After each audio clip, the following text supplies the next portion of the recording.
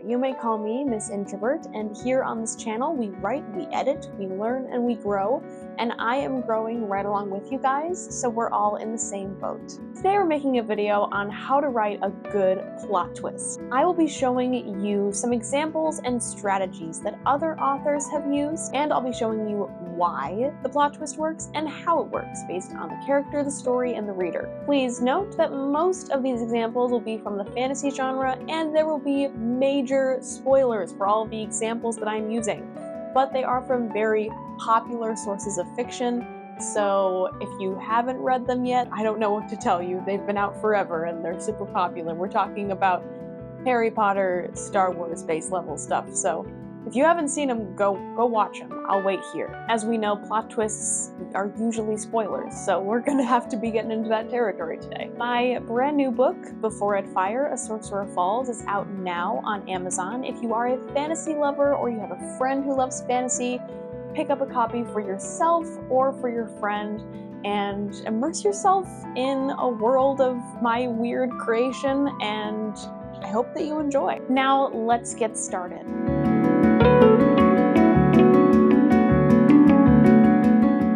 Again, I'll be touching on spoilers, so if you have not seen these shows as I list them, go watch them. So first off, we have a look at the Percy Jackson series. We're starting with the first book when we find out that Luke is a traitor to Percy. I call this trope the new bad guy or the traitor plot twist. So Luke, he is one of the campers that Percy has looked up to since his arrival at Camp Half-Blood. He is definitely learning a lot from him about Half-Blood. Getting into this new world that's completely unfamiliar, he kind of acted like an older brother or like a mentor to him, and a friend at times. So getting this devastating blow that Luke has been on the enemy side the entire time is just so awful. For not only the character of Percy, but also for the reader. We're gasping at the book. We're like, what? How could this happen? It's those emotional ties to those explanations and to those characters that really make that moment pop in the reader's mind. So when you think about Luke, when he comes up next in, say, book 2, book 3, we have a little bit of, like, anger and resentment toward him, obviously, because we, as readers, trusted him too. Unless you were spoiled. If you're watching this and you haven't read it, go read it. There's still 4 more books with no spoilers in this video. Now, what if we took that same formula, but instead of making the character a traitor and getting them out of the reader's life unless they have to fight them later, we kill off that character. As we all know, this happens in Harry Potter and the Half-Blood Prince when we lose the headmaster of Hogwarts, Dumbledore. He has been betraying Harry's trust like any traitor, book traitor would, which is a red flag for him. We do have some resentment for Dumbledore later on in book 7. Before then, he was just this trustworthy mentor who is all-knowing and wise in Hogwarts, and someone that Harry felt safe with. And without him there, that entire feeling is gone. So when we kill off a character, we not only cut off our main character's support system, if that character is a support, which all good character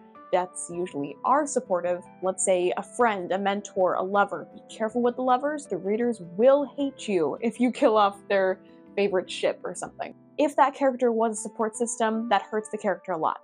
It also hurts the character because now, as they go into the next act of the plot, the next thing that they have to do to actually attain their goal, they're gonna go in way less confident without that support system. If you kill off a character, you have to know that you need a reboot for your character. You can have that moment, black moment, the dark place that the character is in to really wallow in their grief. That's reality. We have to go through the 5 stages of grief, and that's probably going to continue into the rest of the character's life. So for plot twists, we want to be thinking about how that affects them. Another way to switch up the protagonist's map to their motive is to give them a different route than the original route that they were supposed to take to get to their goal. I'm going to use an example from Lord of the Rings. So Sam and Frodo arrive at the Black Gate, and then Smeagol is like, no, we shouldn't go through there. We should go to Shelob's lair instead. He doesn't say Shelob's lair, but they go there anyway, and it's a much more challenging route to Mordor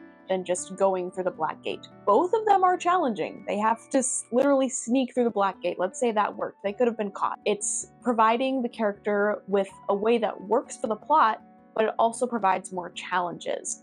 And it's scary for the character.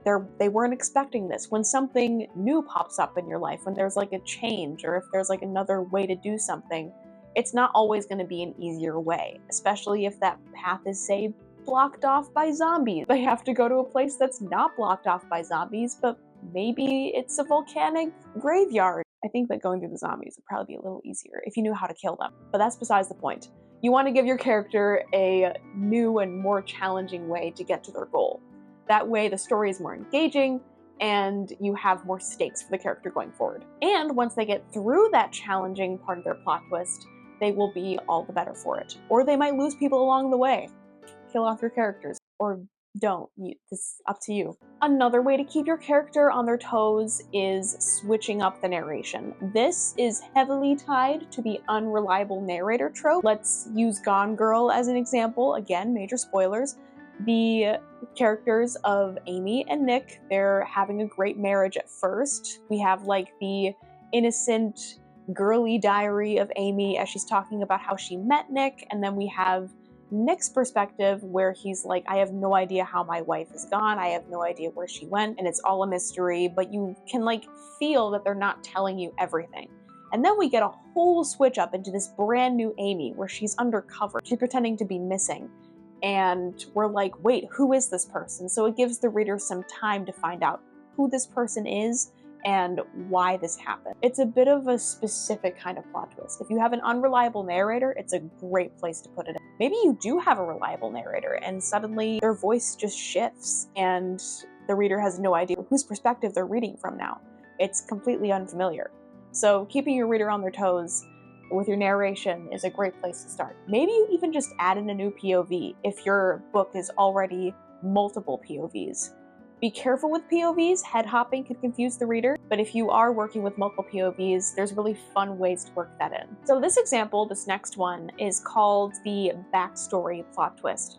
So we have maybe a villain. We don't really necessarily know why they're evil, but when we find out from a backstory that they explain or that we literally have to flash back to, so much stuff changes. We find out their motive, the why behind they're against the protagonist. Maybe the protagonist has mixed feelings now. Maybe they're related. Maybe like Luke and Darth Vader. Or maybe you could use this trope for an anti-hero protagonist. They have really conflicting motives, and we get to find out why those motives are so conflicting.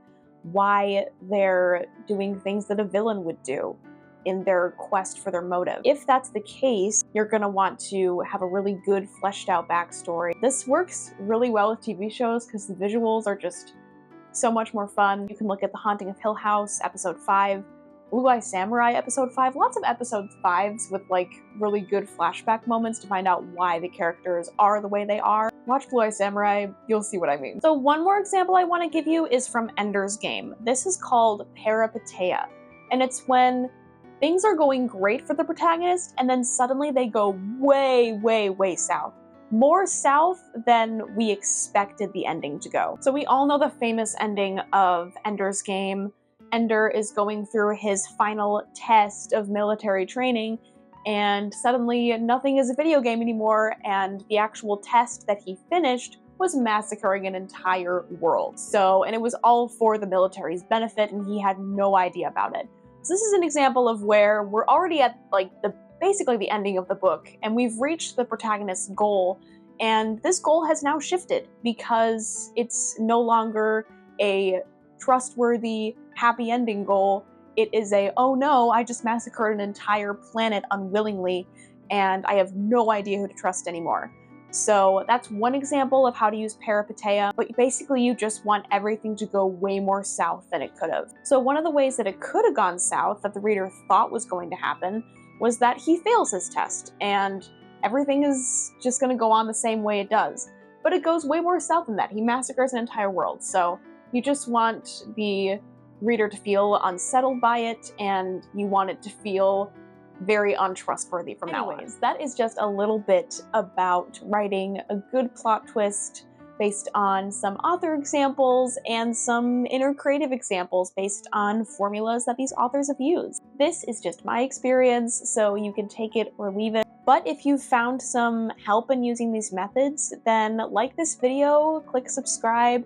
If you are into writing poetry, writing books, plot twist formulas, character writing formulas, we discuss all of that on this channel and so much more about the writing process. If you would like to be a beta reader or an ARC reader for my upcoming sequel to Before Red Fire, please fill out the Google form below, and I will see you next time. Stay basic. Okay, bye.